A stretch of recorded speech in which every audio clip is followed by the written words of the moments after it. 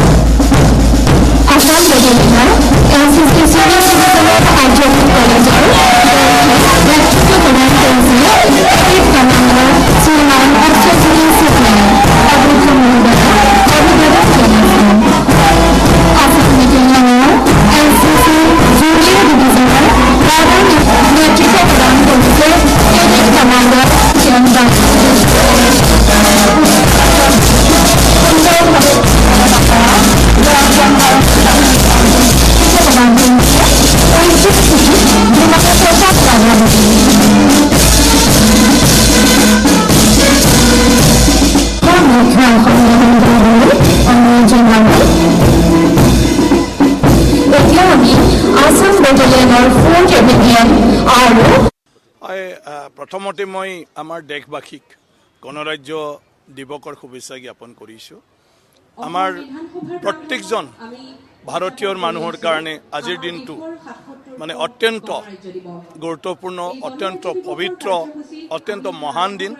কাৰণ আজিৰ দিনটোতে আমাৰ সংবিধানখন আমি ব্যৱহাৰৰ কাৰণে গ্ৰহণ কৰা হৈছিল আৰু তাৰ পৰাই ভাৰতীয় প্ৰত্যেকজন নাগৰিকে আমাৰ দেশখনত স্বাধীনভাৱে জীৱন যাপন কৰিবলৈ মানে সঁচা যিটো স্বাধীনতা, এই স্বাধীনতাটো পাবলৈ সক্ষম হৈছিল। আমাৰ দেশ ব্ৰিটিছে অহাৰ আগত বিভিন্ন অঞ্চল বিভিন্ন ৰাজা মহাৰাজাৰ দ্বাৰা পৰিচালিত আছিল।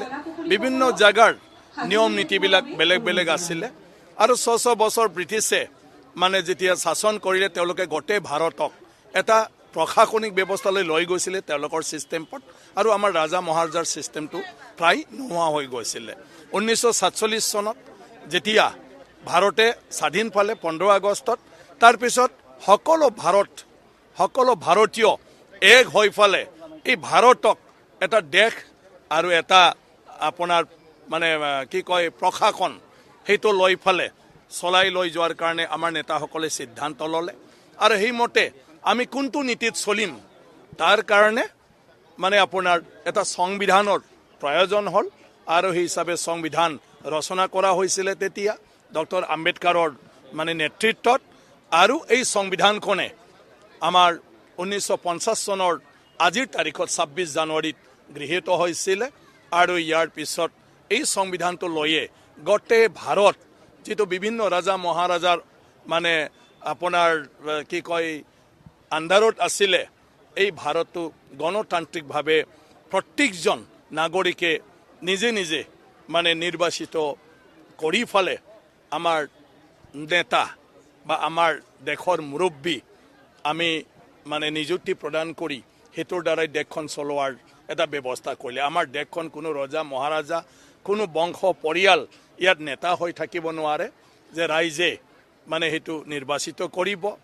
আৰু ৰাইজে নিৰ্বাচিত কৰা আমাৰ প্ৰতিনিধিসকলে ৰাষ্ট্ৰপতিৰ পৰা অন্যান্য যিসকল দেশৰ দায়িত্ব পাই তেওঁলোকক নিৰ্বাচিত কৰি পঠায়। গতিকে কোনেও নিজৰ মানে বংশ হিচাপে আমাৰ দেশখন পৰিচালনা কৰাৰ আপোনাৰ দায়িত্ব পাব নোৱাৰে। তো সেইটোৱে আমাৰ গণৰাজ্য দিৱসৰ মানে মূল কথা।